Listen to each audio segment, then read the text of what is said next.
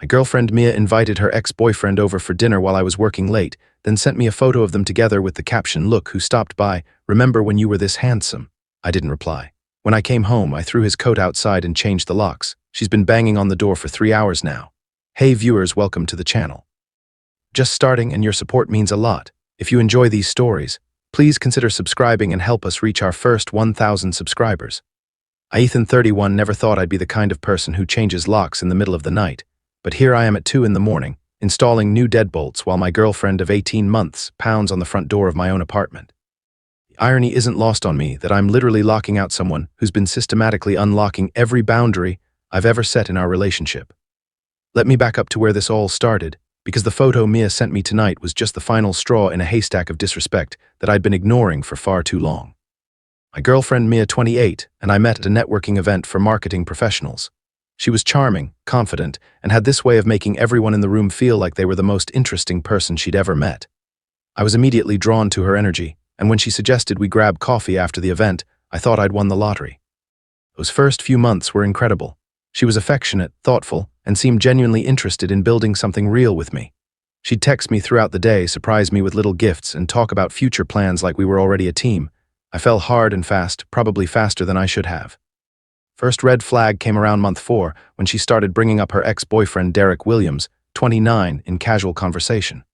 At first, it seemed innocent enough. She'd mentioned that Derek had recommended a restaurant we were going to, or that Derek had taken her to a similar movie when they were together.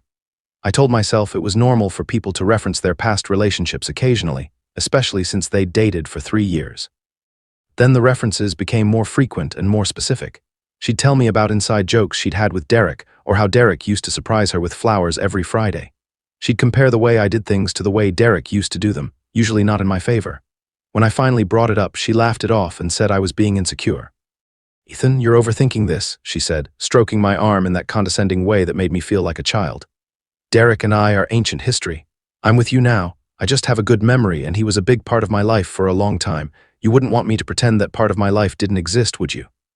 Didn't want to be the controlling boyfriend who couldn't handle his girlfriend having a past, so I dropped it. But the Derek references didn't stop. If anything, they increased. Around month 8, she started following Derek on social media again.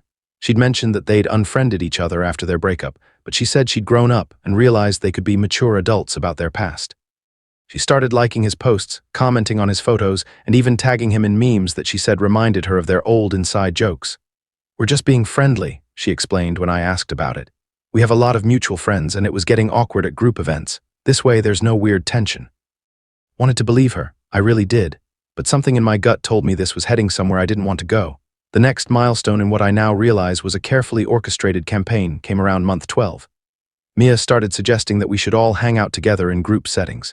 She said it would be healthy for us to get to know Derek as friends, and that it would prove how secure our relationship was.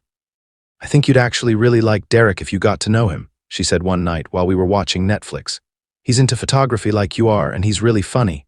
Plus, wouldn't it be nice to not have to avoid him at parties anymore?" I agreed to meet Derek at a group birthday party for one of Mia's friends. It was exactly what I'd expected: tall, good-looking, charming, and clearly still interested in Mia. I watched him throughout the night, and I saw the way he looked at her, the way he found excuses to touch her arm when he was talking to her, the way he monopolized her attention for most of the evening. When I brought this up to Mia later, she accused me of being jealous and paranoid. "Rick was just being friendly," she said. "He was asking about you, actually. He said you seemed like a really nice guy, and he was glad I was happy. He was asking about me. Yeah, he wanted to know what you do for work, how long we've been together, stuff like that. See, he's trying to be supportive of our relationship." Thing about that conversation bothered me, but I couldn't put my finger on what. It wasn't until later that I realized Derek had been sizing me up, figuring out what kind of competition I was. By month 15, Derek had become a regular presence in our social circle. He'd show up at group dinners, game nights, and weekend activities. Mia always seemed to know when he'd be there, and she'd always make sure we were there too. She'd sit next to him, laugh at his jokes, and engage in conversations about their shared history while I sat there feeling like a third wheel in my own relationship. "You're being ridiculous," she said when I complained about it. "Derek is part of our friend group now. What am I supposed to do, avoid all our mutual friends just because you're uncomfortable?" "Not asking you to avoid your friends. I'm asking you to stop treating your ex-boyfriend like he's your best friend while you're in a relationship with me. He is one of my best friends. We have history, Ethan. We know each other really well. That doesn't just disappear because we're not romantically involved anymore. But you are romantically involved with someone else. With me, And your behavior with Derek is disrespectful to our relationship." She rolled her eyes. "God, you sound like one of those possessive boyfriends who can't handle their girlfriend having male friends. This isn't about male friends. This is about your ex-boyfriend who is clearly still interested in you and who you're encouraging." "I'm not encouraging anything. If Derek still has feelings for me, that's his problem, not mine. I can't control how other people feel. But you can control how you respond to it. You can set boundaries." "I have set boundaries. We're not together anymore. I'm with you. What more do you want?" What I wanted was for her to stop making me feel like I was competing with Derek for her attention and affection. What I wanted was for her to prioritize our relationship over her friendship with her ex. What I wanted was to feel like her boyfriend, instead of feeling like the consolation prize she'd settled for, because Derek wasn't available. But I didn't know how to say any of that without sounding like the jealous, controlling boyfriend she kept accusing me of being. The situation reached a breaking point about 6 months ago when Mia started having one-on-one hangouts with Derek. She called them friendly coffee dates and insisted they were completely innocent. "We're just catching up," she said. "Sometimes it's nice to talk to someone who knows you really well, you know. Derek and I have so much history together." "And talk about anything." "What do you talk about?" "Everything. Work, family, relationships, life in general. He's actually been giving me some really good advice about my career." "What kind of advice?" "Just stuff about networking, about putting myself out there more. He thinks I'm not reaching my full potential in my current job." I felt like I'd been punched in the gut. I'd been supportive of Mia's career goals, but apparently Derek's advice was more valuable than mine. Derek knew her better than I did, even though I'd been her boyfriend for over a year. "Does he ask about me?" I asked. Mia hesitated. "Sometimes." "What does he ask?" "Just how things are going with us, normal stuff." "And what do you tell him?" Another hesitation. "I tell him things are good." "Things are good." "Well, they are, aren't they? I mean, we have our issues, but every couple does." "What issues do you discuss with Derek?" "I don't discuss our issues with Derek." "But you just said you tell him things are good, which implies you've told him about times when things aren't good." "Ethan, you're reading way too much into this. I'm not sharing intimate details about our relationship with Derek. I'm just being honest about the fact that relationships have ups and downs." "Do you tell him about our downs?" "Sometimes, if I need advice or if I need someone to talk to." "You talk to your ex-boyfriend about problems in our relationship." "I talk to my friend about problems in my life." "Rick happens to be someone who knows me really well and gives good advice." I wanted to scream. I wanted to tell her that talking to your ex-boyfriend about problems in your current relationship was a massive boundary violation. I wanted to tell her that Derek wasn't giving her advice out of the goodness of his heart, but because he was hoping to undermine our relationship. I wanted to tell her that she was being incredibly naive and disrespectful, but I didn't. I swallowed my anger and my hurt and my frustration, and I tried to be the understanding boyfriend who could handle his girlfriend having complicated friendships. That was my mistake. Over the past few months, the Derek situation has escalated to the point where I feel like I'm in a relationship with both of them. Mia talks about Derek constantly, texts with Derek throughout the day, and makes plans with Derek that she's more excited about than the plans she makes with me. She started canceling our dates to hang out with Derek, saying things like Derek's going through a tough time right now, and he really needs someone to talk to. I pointed out that she was prioritizing Derek's emotional needs over our relationship. She accused me of being selfish and unsupportive. "Derek is my friend, and friends support each other," she said. "I would hope that if you were going through a tough time, your friends would be there for you too. But I'm not going through a tough time." "You are. Our relationship is going through a tough time because you're more invested in your friendship with Derek than you are in your relationship with me." "That's not true, isn't it? When was the last time you chose to spend time with me over Derek?" She couldn't answer that question. Tonight was supposed to be different. I'd been working late on a big project for a client, and Mia had texted me around 6 to say she was making dinner and would have it ready when I got home. I was touched by the gesture, especially since we'd been arguing so much lately. I thought maybe she was finally ready to prioritize our relationship. I was wrong. At 8:30, while I was still at the office, my phone buzzed with a text from Mia. It was a photo of her and Derek sitting at my dining room table, sharing what looked like a romantic dinner for two. The caption read, "Look who stopped by, remember when you were this handsome." I stared at the photo for a full minute, trying to process what I was seeing. Derek was wearing a button-down shirt and had clearly made an effort to look good. There were candles on the table, a bottle of wine, and 2 plates of what looked like the salmon dish Mia had been perfecting for weeks.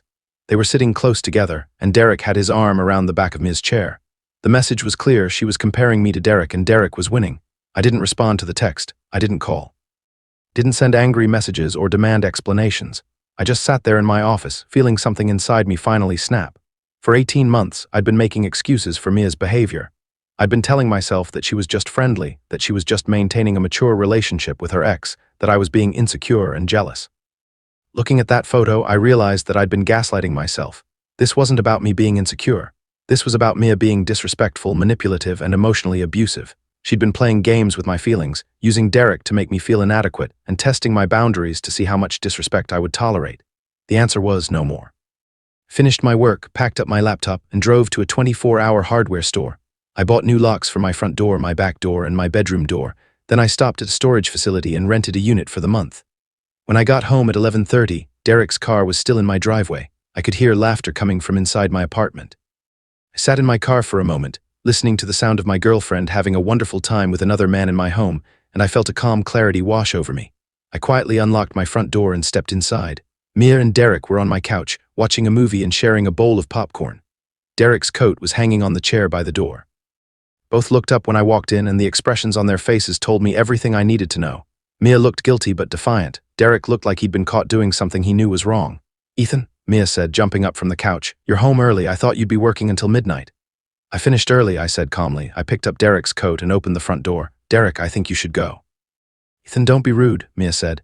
"Derek came over to check on me because I was feeling lonely while you were working. We were just watching a movie."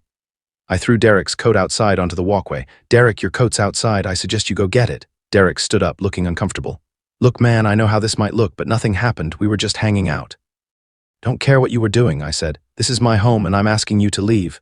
"Ethan, stop being ridiculous," Mia said. "Derek is our friend. You're being completely inappropriate." "Our friend?" I turned to look at her. "When did Derek become our friend? Because I'm pretty sure he's your ex-boyfriend who you've been prioritizing over our relationship for the past year." "That's not fair, isn't it?" I pulled out my phone and showed her the photo she'd sent me.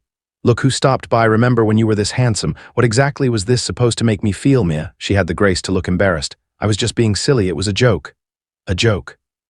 "Invited your ex-boyfriend over to my apartment, cooked him dinner, set up a romantic atmosphere, and then sent me a photo comparing me to him unfavorably. That's your idea of a joke. It wasn't romantic. We were just having dinner. With candles and wine. I like candles and wine. You like candles and wine with Derek." Derek cleared his throat. "Maybe I should go. This seems like something you two need to work out." "Yes," I said. "Should go, and you should stay gone." Derek looked at Mia and she looked at him, and I saw something pass between them that confirmed every suspicion I'd had for months. "I'll call you tomorrow," Derek said to Mia. "No," I said, "you won't." After Derek left, Mia and I stood in my living room staring at each other. She looked like she was preparing for a fight, but I felt strangely calm. "I want you to pack your things," I said. "What?" "I want you to pack your things and leave tonight." "Ethan, you're overreacting. Nothing happened. Derek and I are just friends." "Friends don't send photos like that to their boyfriend's ex. Friends don't invite their ex-boyfriend over for romantic dinners when their current boyfriend is working late. Friends don't prioritize their ex-boyfriend's feelings over their current relationship. I don't prioritize Derek over you. Don't you? When was the last time you asked me about my day? When was the last time you planned something special for just the two of us? When was the last time you were excited to see me?" She couldn't answer any of those questions. "I've been feeling like a third wheel in my own relationship for months," I continued. "I've been competing with Derek for your attention, your affection, your respect. I've been making excuses for your behavior, telling myself that I was being insecure. But I'm not insecure. I'm just tired of being with someone who doesn't want to be with me." "I do want to be with you." "No, you don't. You want to be with Derek. You've wanted to be with Derek this whole time. You've been using me as a placeholder until you could figure out how to get him back." "That's not true, isn't it? Tonight was a test, wasn't it? You wanted to see if I'd fight for you. You wanted to see if I'd get jealous and make a scene. You wanted drama." She didn't deny it. "Well, congratulations, you got your answer. I'm not going to fight for someone who doesn't want to be fought for. I'm not going to compete with your ex-boyfriend for your attention. I'm not going to be in a relationship where I'm constantly wondering if I'm good enough. So that's it. I'm just going to give up." "I'm not giving up. I'm choosing myself. I'm choosing to be with someone who chooses me back." "And what if I choose you? What if I cut Derek out of my life completely?"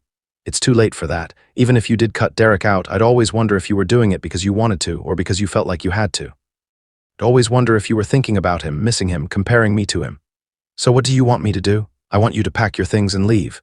She stared at me for a long moment, and I could see her calculating whether she could manipulate me into changing my mind, but something in my expression must have told her that I was done. "Fine," she said. "I'm not leaving tonight. I'll pack my things tomorrow." "No, you'll pack your things now and you'll leave tonight." "Where am I supposed to go?" "Call Derek. I'm sure he'll be happy to help you." That's when she started crying, and I felt a familiar tug of guilt and sympathy. For a moment, I almost caved. Almost told her we could work it out, that we could set new boundaries, that we could start fresh. But then I remembered the photo, I remembered the caption, I remembered months of feeling like I wasn't good enough, like I was fighting a losing battle, like I was slowly disappearing in my own relationship. "I need you to leave," I said quietly. "Please." She packed her things while I installed the new locks. She kept trying to start conversations, to explain herself, to negotiate. I didn't engage. I just focused on the task at hand, methodically removing the old locks and installing the new ones. When she was done packing, she stood by the door with her suitcases, looking at me like she expected me to change my mind. "I never cheated on you," she said. "I want you to know that." "Never physically cheated on you." "I know," I said, "but you emotionally cheated on me every day for months. You made me feel like I was crazy for noticing. You made me feel like I wasn't enough. You made me feel like I was competing in a game where I didn't know the rules." "I'm sorry. I know you are, but sorry doesn't fix this." She left, and I finished installing the locks. I sat on my couch and felt something I hadn't felt in months, peace. That was 3 hours ago. Since then, Mia has been calling, texting, and pounding on my door. She's left 17 voicemails and sent 43 text messages. She's alternated between apologizing, begging, threatening, and insulting me. I've ignored all of it. About an hour ago, Derek showed up. I could hear him talking to Mia through the door, trying to convince her to come home with him. She refused, saying she needed to fix things with me first. "He's not going to let you back in," I heard Derek say. "He's made up his mind." "You don't know him like I do," Mia replied. "He's just hurt. He'll come around." "Maybe this is for the best," Derek said. "Maybe this is the universe telling us we're supposed to be together." "I don't want to be with you, Derek. I want to be with Ethan." "No, you don't. You want to be with the idea of Ethan. You want to be with someone who's safe and stable and won't hurt you, but you're not in love with him. You're in love with me." "That's not true, isn't it? If you were really in love with Ethan, you wouldn't have been spending all this time with me. You wouldn't have been comparing him to me. You wouldn't have invited me over tonight." There was a long silence. "I'm confused," Mia said finally. "I don't know what I want."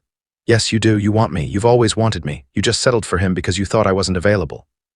Now you are. I've always been available for you. I've been waiting for you to realize that you made a mistake when you chose him over me." "I didn't choose him over you. We broke up because you said you weren't ready for a serious relationship." "I wasn't ready then. I am now." Another long silence. "Come home with me," Derek said. "Let's stop pretending and just be together." "What about Ethan?" "What about him? He's made it clear he doesn't want you anymore. He's just angry." "He's not angry, he's done. And honestly, you should be grateful. He's setting you free to be with the person you really want to be with." I stopped listening after that. I put in my earbuds and played music loud enough to drown out their voices. Didn't want to hear Mia's decision. I didn't want to know if she went home with Derek or if she spent the night on my doorstep. It doesn't matter anymore. What matters is that I finally did something I should have done months ago. I chose myself. I chose to stop accepting disrespect disguised as friendship. I chose to stop making excuses for someone who was making me feel bad about myself. I chose to stop fighting for someone who wasn't fighting for me. I chose to change the locks, literally and figuratively. Tomorrow, I'll change my phone number. I'll block them both on social media. I'll tell our mutual friends that I'm done with the drama and ask them not to involve me in whatever happens next between Mia and Derek. Go back to being the person I was before I met Mia, confident, secure, and worthy of love from someone who actually wants to give it. The pounding on my door has stopped. I don't know if Mia left with Derek or if she finally gave up and went somewhere else. I don't really care. What I care about is that I'm finally free. Free from the gaslighting, the manipulation, the constant comparisons, the emotional exhaustion of being in a relationship with someone who was never really present. I'm free to find someone who will choose me first every time without hesitation or comparison. I'm free to be enough for someone who recognizes that I'm enough. I'm free to be happy. And for the first time in months, I am.